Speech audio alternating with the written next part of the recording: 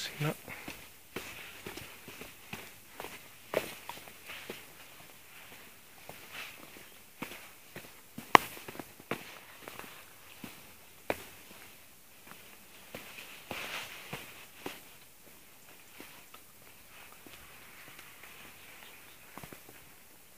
Βέβαια το νησάκι.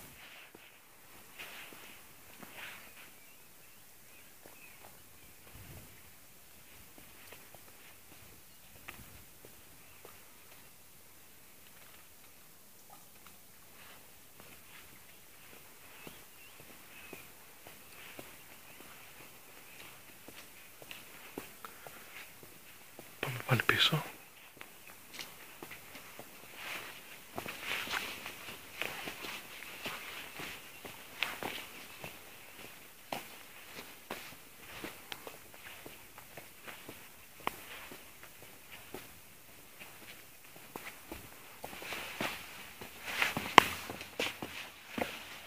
Από τα 7 φορά που έχω έρθει εδώ έχει αλλάξει αρκετά.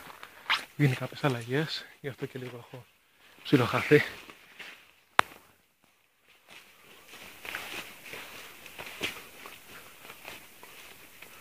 Έχω έρθει αρκετά χρόνια εδώ πέρα. Α, βρεθήκαμε εντάξει.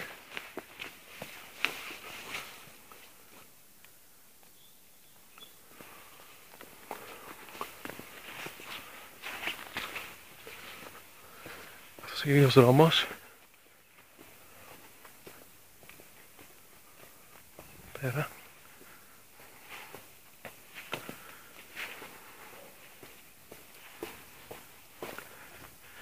Μια πλαγιά με πολλά δέντρα.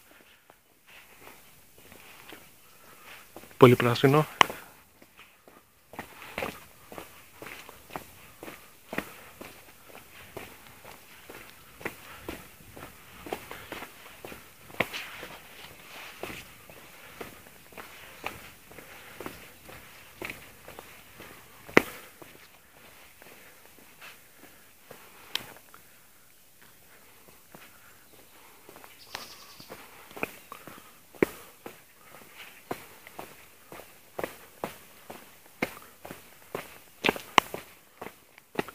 Αρκετά κατηφορικός ο δρόμος εδώ.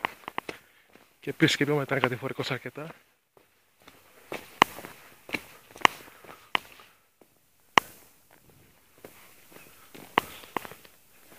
Οι βίλες εδώ.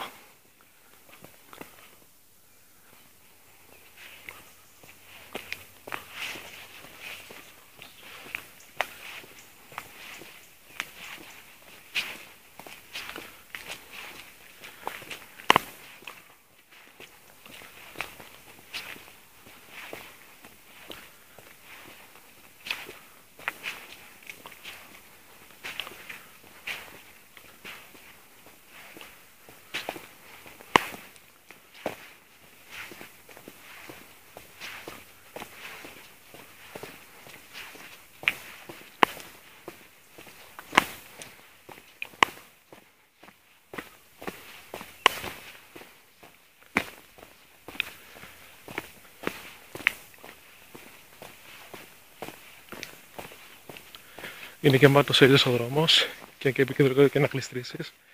Έχει βρέξει κιόλας. Εδώ είναι έτσι.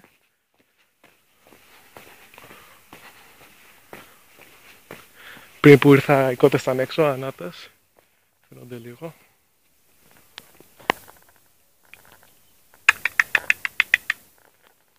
Συνεχίζουμε. Απορώ ποιος έρχεται και τις τάζει αυτές εδώ στην ερημιά και δεν τις βρει καμιά λεπού.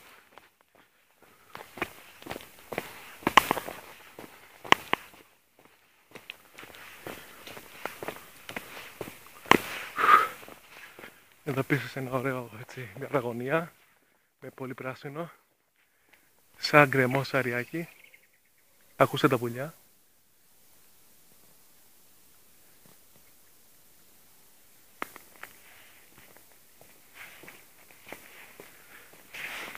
Και εδώ φτάνουμε σιγά σιγά στο στοιχειωμένο μέρος, το οποίο εγώ είχαμε ακούσει εγώ με την αδερφή μου κάτι περίεργες κραυγές να έρχονται ακριβώς κάτω από αυτό το λάκκο, στο οποίο Λέγεται πως αυτοκτόνησε ένας εδώ γείτονας, ο οποίος είχε κλέψει κάτι πρόβατα, κάτι είδα παλιά και είχε τρελαθεί προς το τέλος ζωής του και έβαλε και έτσι αυτοκτόνησε.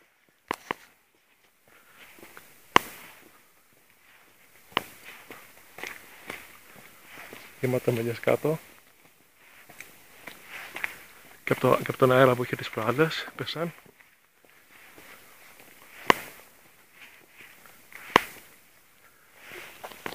Ορίστε και τα σπίτια τα οποία επισκεφτήκαμε. Να κάνω και ένα zoom που καλύτερα.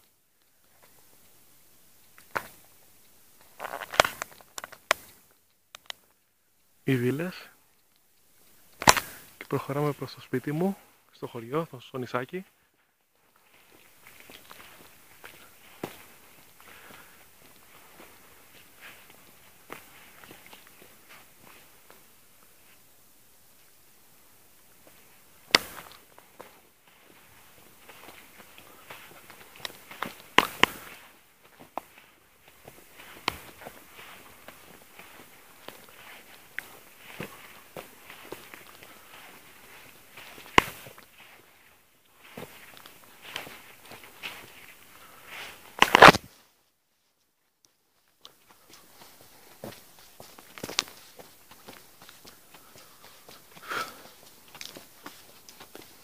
Μάλλον εκεί που είδαμε και το καλύβι ζουνε κάποιοι λαθροπετανάστες Πακιστάνοι και έτσι. Και τέλος λοιπόν. Έτσι εξηγείται ποιος μένει εκεί.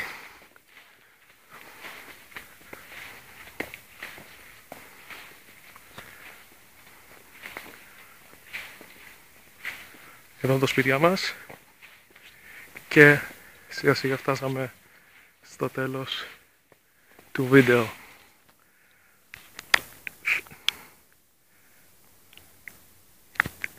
Σας ευχαριστώ πολύ που είδατε αυτό το βίντεο.